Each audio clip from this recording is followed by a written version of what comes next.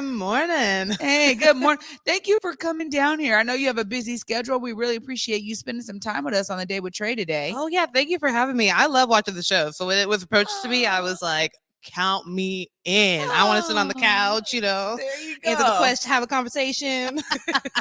Well, this show is kind of, you play an iconic character. I mean, you almost can't ask anybody if they know who Cinderella is in the Disney world, right? And people know that character. I want to hear about your background that brought you into acting before we get into how you're playing this iconic role. Tell us more about your background. Yeah, so I actually come from a theater family. My mom does theater. She's done theater my whole life. So I grew up going to shows, sitting in the audience, singing along. So I've never known life without theater. I always thought I was going to be a backstage person, a tech person. I was really shy when I was young, so I got scared to ask questions. I didn't want to talk to nobody, but I knew I could not do theater.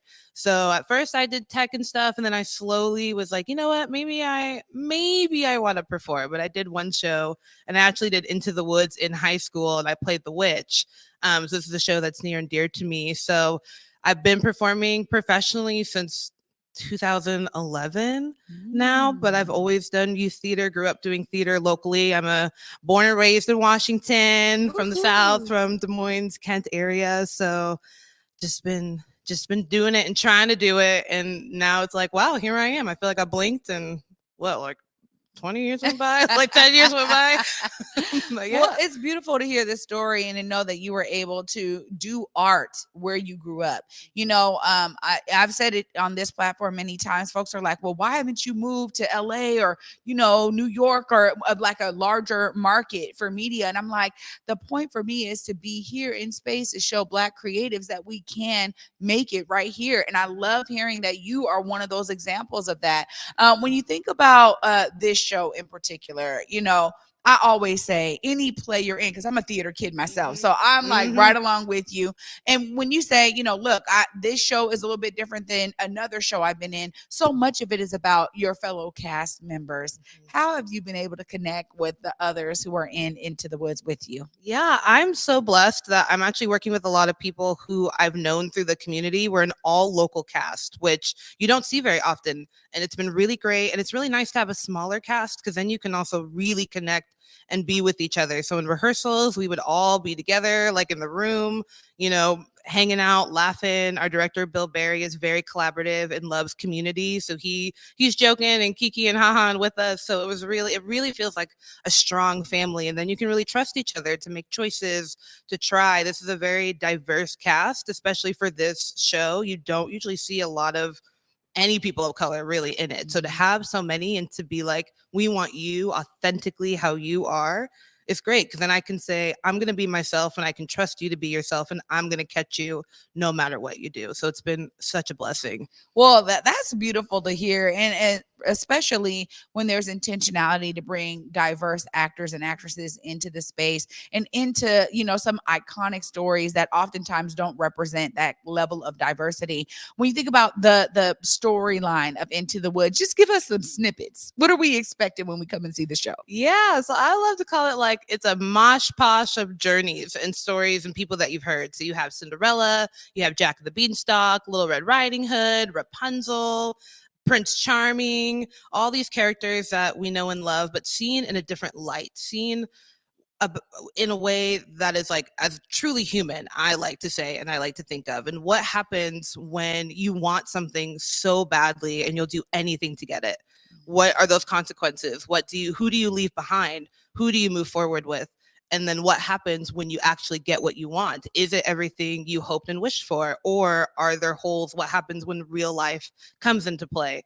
So it's really fun to see the characters you know and love, but also to be like, oh, they're really human. They really have some real wants and desires and real consequences from those wants and desires. And then there are characters too that we maybe don't know. There's the baker and the baker's wife who, but they kind of are the string through the whole story. So it's really fun to be like, here are new people and people you love, and just in this world we're shake it up, and do things. Well, this is really interesting to me because I think now, and especially, we've actually seen some stories being stretched, right? We've been able to see different characters that we may have grew up with in different environments, right? In different ways. Like, I mean, television shows have been kind of showcasing it. We're seeing kind of this like darker stories kind of come to light where they're, you know, the villain is the protagonist. I mean, so this is a time for this kind of story to flourish.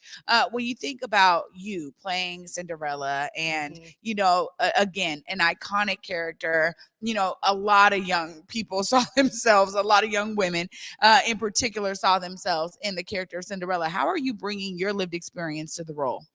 Yeah, you know, Cinderella in this production is very interestingly written because there's not a lot of like character to her. It's very much the ingenue of like, I wish and I want, and kind of things just happen to her and she reacts to them versus really going for what she wants. So it doesn't really happen until Act Two.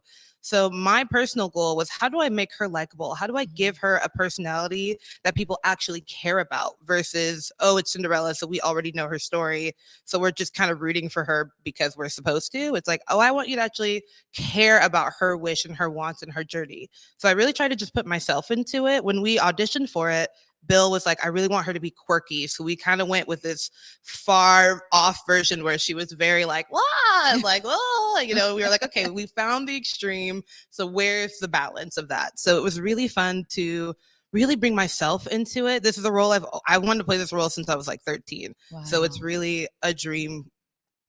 Never thought I would be here, truly. And even when they offered it to me, I was like, is this a joke? And he was like, no, that'd be really mean if it was. And I was like, okay. So really just putting myself into it and the real true honesty of what I want. I'm a Libra, and I think Cinderella's a Libra as well, because she has to make a lot of decisions. It's really like, I don't know what the best decision is, so I'm just not going to choose. And I think there's something so relatable to that. We've all been in those situations. So yeah, I really want her to be relatable and for people to see her as a person and not just the iconic, you know, where's the pumpkin and the glass slipper type thing. Yeah. I can dig that. I'm really looking forward to coming and seeing this show. I just was saying the other day, sometimes when you know the story, you come into a show and you're like, expecting some very specific things to kind of showcase themselves throughout the story being told.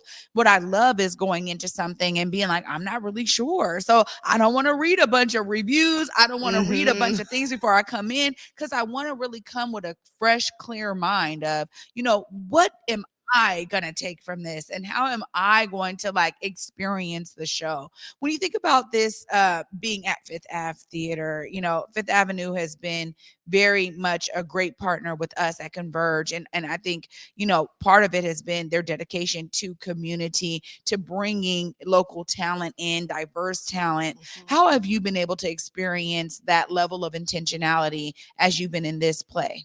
Yeah, I mean, I've been working with the Fifth Avenue. This was my first professional bigger house gig was through the Fifth Avenue in 2011. So I definitely have been working with them for a long time, but it was definitely something where I maybe would work once every like 3 or 4 years, because I wouldn't be called in unless it was like Rent or like the pop shows and like the belty shows, you know, where they're like, to really say it like, oh, like this is where people of color would exist, you know, and you're like, that's not true, but sure, I'll do it. So to really have a season and to be seen for roles and shows like The Wiz, and to be able to be a part of that and to see that it's like, oh, you're actually putting your money where your mouth is and saying like, we are going to invest in our community, we are going to local or hire more locally, because usually there would be tons of out-of-towners, and like, yes, we had out-of-towners for The Wiz, but a lot of us were local. So it's been really great to just have the chance to be seen for these roles. I mean, and I am a full-figured woman, you know, like you never see characters as an ingenue like me on stage. So even in that way of like, oh, you saw me and wanted me exactly the way I am, and you see other people and you're taking them exactly as they are. So you have people who usually would never be seen for these roles having the opportunity and getting the chance, and to show that there is room for everybody. There is a piece of the pie. everyone is welcome. So it's been beautiful to see them really outreach and like go to areas that I feel like they haven't gone before, or really giving people the chance to come and be seen and be heard. It's really lovely. Ooh, you got me excited, Sarah. I will say that for sure. I'm so excited to come and see you in this show, as others are going to be looking for their ways to come and see you. Look right there. Let them know, where do they get the tickets to this show? You can get tickets for, I was going to say The Woods. That's not what I meant. You can get tickets for Into the Woods at fifthavenue.org. You can buy tickets online. They also have great discounts. So if you go to their Instagram page, which is also Fifth Avenue, if you look online, there's lots of ways to get discounts day of, beforehand, if that's something that you need. But it is welcome to everyone. Everyone can afford a ticket. If you need one, they're going to help you. fifthavenue.org. Come see Into the Woods. There we go. So great to talk with you this morning. Thanks again for making time. Thank you for having me. This has been a blast. Absolutely. Ooh.